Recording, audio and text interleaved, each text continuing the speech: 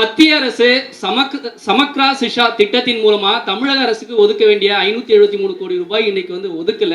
புதிய கல்விக் கொள்கை ஏற்றுக்கொள்ளாதனாலதான் இந்த நிலை அப்படின்னு இருக்காங்க. இத மாநில அரசு எப்படி இந்த விஷயத்தை எதிர்கொள்ள இருக்கிறோம்? தேசிய கல்விக் கொள்கையை ஏற்றுக்கொள்ளாத காரணத்தினால தமிழ்நாட்டுக்கு வர வேண்டிய நீங்க கேட்ட மாதிரி 573 கோடி ரூபாயை ஒன்றிய அரசு நிறுத்தி வச்சிருக்கு. இது செய்தி வெளியாகிருக்கு. பள்ளி கல்வித்துறையில் தமிழ்நாட்டுக்கான நிதிகளை உடனடியாக ஒன்றிய அரசு விடுவிக்க வேண்டும். இது தொடர்பாக ஏற்கனவே கழக நாடாளுமன்ற உறுப்பினர்கள்லாம் நாடாளுமன்றத்திலையும் பேசியிருக்கிறாங்க, சம்பந்தப்பட்ட அமைச்சர்களையும் சந்தித்து நேரடியாக சொல்லியிருக்கிறாங்க.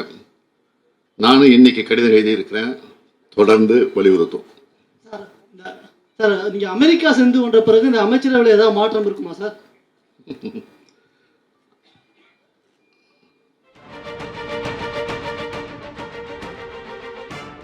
ஏற்கனவே கழக நாடாளுமன்ற உறுப்பினர்கள்லாம் நாடாளுமன்றத்திலையும் பேசியிருக்கிறாங்க, சம்பந்தப்பட்ட அமைச்சர்களையும் சந்தித்து நேரடியாக சொல்லியிருக்கிறாங்க.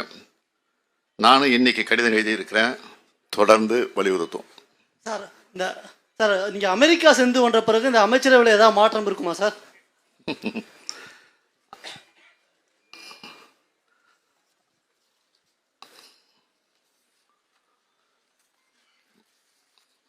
மாறுதல் ஒன்றுதான், மாறாதது. Wait and see.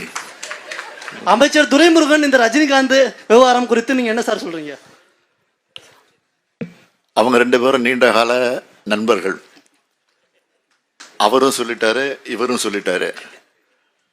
அதை நீங்க அவர் சொன்ன மாதிரி நகைச்சுவையாக எடுத்துக்கணுமே தவிர நீங்க கருதுற மாதிரி பகைச்சுவையாக எடுத்துக்க கூடாது. அதுதான் அவர் சொன்னதான் நான் திருப்பி சொல்றேன். சார், இந்த அமெரிக்க பயணத்தில் குறிப்பிட்ட இலக்க முதலீடுகளா நிர்ணயித்து இந்த பயணம் மேற்கொள்றீங்களா? அது ஒன்று. இன்னொன்று, 43 ஆண்டுகளுக்கு பிறகு முன்னாள் முதலமைச்சர் சிகாகோ மாநாட்டில் தமிழர்களை சந்தித்து பேசினார். 43 வருஷம் கழிச்சு நீங்களும் அங்கே தமிழர்களை சந்தித்து பேசியிருக்கீங்க. அது எத்தகைய மகிழ்ச்சியை உங்களுக்கு தருது? போற காரியம் நிச்சயமாக வெற்றியடையும் நம்பிக்கை எனக்கு இருக்கு. முதலீட்டாளர்கள் பொறுத்தவரை போட்டி போட்டுக்கொண்டு என்னை சந்திக்கணும், தமிழ்நாட்டுக்கு நாங்கள் அதை செய்ய போகிறோம், இதை செய்ய போகிறோன்னு டைம் கேட்டிருக்கிறாங்க. இப்போ நான் கொடுத்துருக்கிற நாட்களே போதாதுன்னு நான் கருதுகிறேன். அந்த அளவுக்கு போட்டி போட்டுக்கொண்டு ஆர்வத்தோட இந்தியாவிலே தமிழ்நாடு தான் இன்றைக்கி முதலிடத்தில் இருக்குது தொழில் முதலீட்டில்.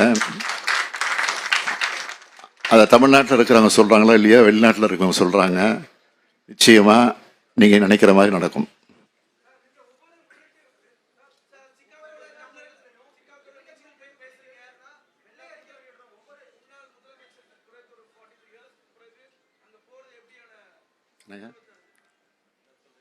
முதலீட்டை ஈர்ப்பதற்காக மகிழ்ச்சியோடு போகிறேன், உறுதியோடு போகிறேன்.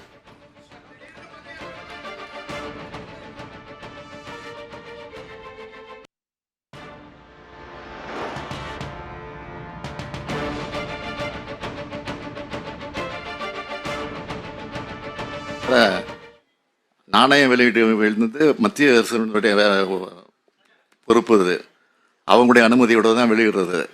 அதனால் அந்த மரியாதை அடிப்படையில் அந்த முறைப்படி அவங்கள அழைச்சோம், வந்தாங்க, வெளியிட்டு போனாங்க. அதான் விஷயம்.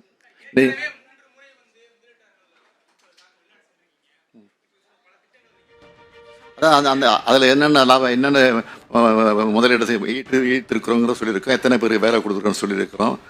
அதே மாதிரி இன்னும் என்னென்ன நடந்துகிட்டு இருக்குன்னு சொல்கிறோம். இப்போ என்னென்ன பணிகள் நடந்துகிட்டு இருக்குன்னு தெளிவாக சொன்னேன் உங்கள்கிட்ட. என்னங்க